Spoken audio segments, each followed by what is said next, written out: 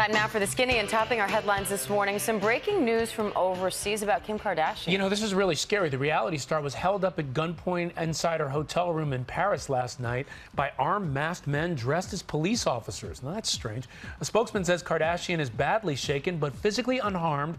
A Paris police source tells Reuters she was robbed of jewelry worth several $1 million. Her husband, Kanye West, was in the middle of a sold-out concert here in New York City when he got the news.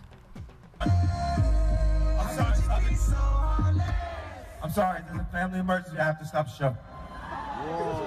And just like that, West dropped the mic and ran off stage. Kardashian is in Paris for Fashion Week along with her mother, Kris Jenner, and her sister, Kendall Jenner.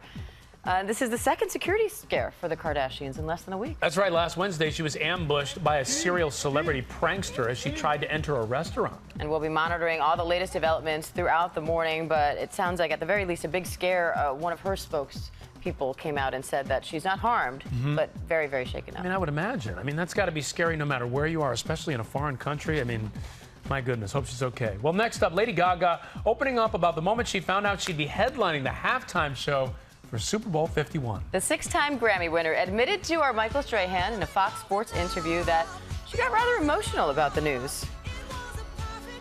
I just burst into tears. I just cried so hard, and I just kept saying, I can't believe it, I can't believe it. Oh my gosh, Bobby, my manager. And I'm like, I've been planning this since I was 4, so I know exactly what I'm gonna do. So exactly what are you gonna do then, since you've been planning it? I'm gonna exactly not tell you, so that that night it will be special. Because, you know, for me, it's all about giving to the fans and bringing people together that wouldn't normally come together.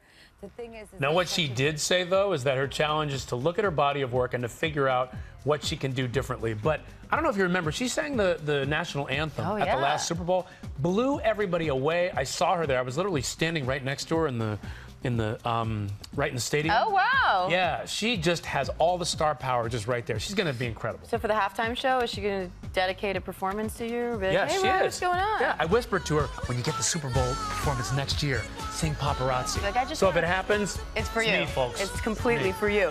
The thing is I've actually been to one of her concerts, and she puts so much into them.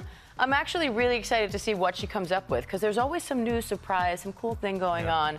She always sings. She doesn't lip sync. I like that. And she's just a really good performer, so I'm excited to see what she comes up with, especially since she's apparently been planning this for quite some time. All right, next up, we have the gruesome boating accident that almost left Lindsay Lohan without a finger. We can't show the pictures, but the Mean Girls star shared this Snapchat video of her bandaged ring finger. Now, the very finger, that's the very finger that sported that $300,000 engagement ring. Remember that?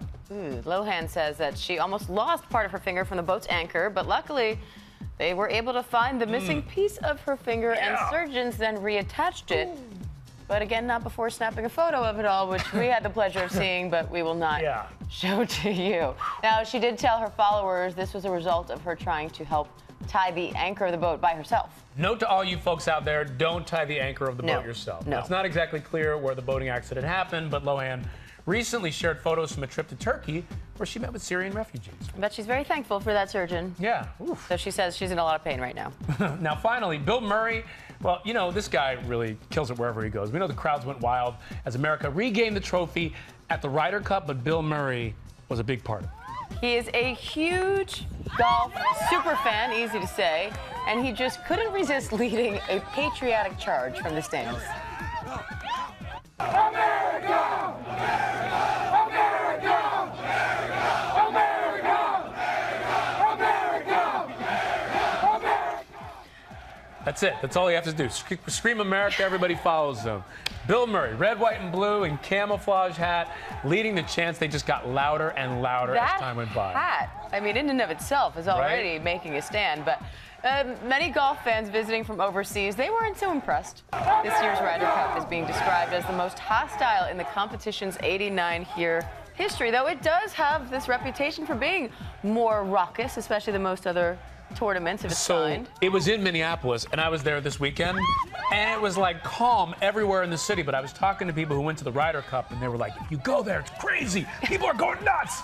And then you walk on the streets, and it's like a ghost town. Maybe because everybody was there. Except Everybody. me. I did like that the trash talking started even in practice rounds. when the American fan came out and started saying that he could make the putt that the Europeans couldn't. And then they called him on it, and he made it. Can I just say, trash talking in golf just isn't really trash talking. Well, It's no. like, I can make that putt. Like, wow. You don't okay, feel very dude. tough saying that? No. No? No, doesn't really get it for We me. need to get a little Happy Gilmore action, I think. Yeah, something. Just full-on physical Something. brawls. Little Bob It's like Barker in trash there. discussing. It's not really trash talk.